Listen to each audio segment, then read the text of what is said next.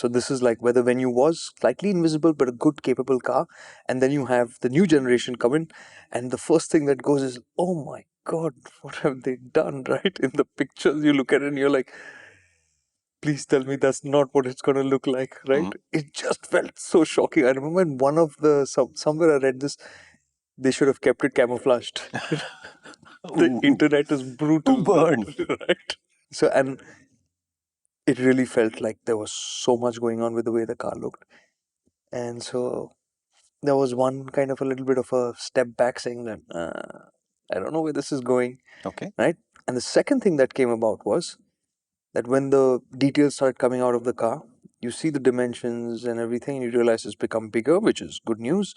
But you're automatically in the space where you're saying, is this related to the Cirrus? Right? Yeah. And that's not a good thing. Right. And then more details come out, and you realize that it's moved from the platform that the Venue was on earlier. Sonnetish. Yeah. To now the K1 platform, which is Grand i10, which is Exter, which is Cirrus, right? So all the cars that are known for being poor in terms of your backseat comfort, the suspension tune, and all of that, right? So it was like, So you had a whole bunch of flags before you showed up for the event itself. Exactly. So I was like, so all the interest, and I like the Venue. I think it's a very sensible car. It has been. The big concern for people with the car has been that, the back seat is not very spacious, right? So in some ways, the new Venue was obviously aimed to fix that. But with all these changes coming in, you're wondering, is it worth it, all this upgradation, right? So, okay, land up at the event, and you see the car in the flesh, and there's almost like this relief. Okay, it's not that bad, right? Okay, to be fair, it's fine. It's in the N line, guys. I think it kind of works. It looks nice in the N line, guys. And see, again, I'm saying nice because there are certain elements you keep thinking, I just wish that they were calmer. And I think this is one of the things that Hyundai, somewhere, which you will see in the rest of the story, is managing to do, but needs to do on the design front, where they don't try to go to the people, and they should get the people to come to them, right? In the sense, do less, make people question, do they like less or not, instead of doing more, and saying that we've done it, it should get people's attention. Yep. Because I think in many ways, the car, the size that it is, the way it stands, all of that is good. But some of those details are just a little too much. Like in the face. Okay, the good stuff. When you see the car in the flesh, and where we were staying, so they had the whole fleet there. You couldn't tell which was the Alcazar and which was the Venue. Okay. Because of the look, of the design for the face, it's very much like the Alcazar. It does seem like the Alcazar. And it feels that wide as well. So it feels like a big grown-up car. Right. And in terms of dimensions, this Venue is bigger than the older car. So it's taller, it's wider, its wheelbase is longer. Overall length is the same. It's still under 4 meters, right, in length. But in every other dimension, it has grown to become a bigger car. And obviously, the biggest thing to unlock was space on the inside. Got it. So when you see it, you suddenly realize that, it does feel like a more substantial car. It doesn't feel like a smallish car now. It feels like a kind of bigger car. Yeah, bigger car. So in that regard... So is that, just for reference, is it now the size of the old Creta? No. Because the Creta will be 4.3 meters, right? Right. So this is sub 4. But in terms No, of... not in length, the other dimensions. I actually haven't compared that, but I don't think it'll be that big, right? Got it. It is obviously narrower than it for sure. It is not as wide, and that is one of the things about the car as well. Understood. Even in terms of backseat space, we'll talk about all these things. It's not going to go into Creta territory. That's not there. Okay, let's deal with this. What they have done, what they could have done versus what they have done, right? With that additional wheelbase being stretched out, the additional height.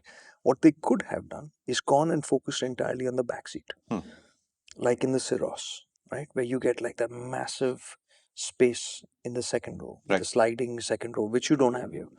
What they've done is they've kind of tried to balance second row, the boot space, and the look of the car, which is why the Cirrus looks that boxy, right? Yep. For it to get that volume space everywhere, it had to have that shape. So they wanted this to still look SUV, and therefore That's the compromise they would have made to come at this. So what you get in the backseat of the Venue now is usable space for adults. It is fine. But are you going to say it's wow in terms of space there now suddenly because it's a bigger car? No, you're not there either. Okay. That is something you'll feel in the Syros for sure, that space.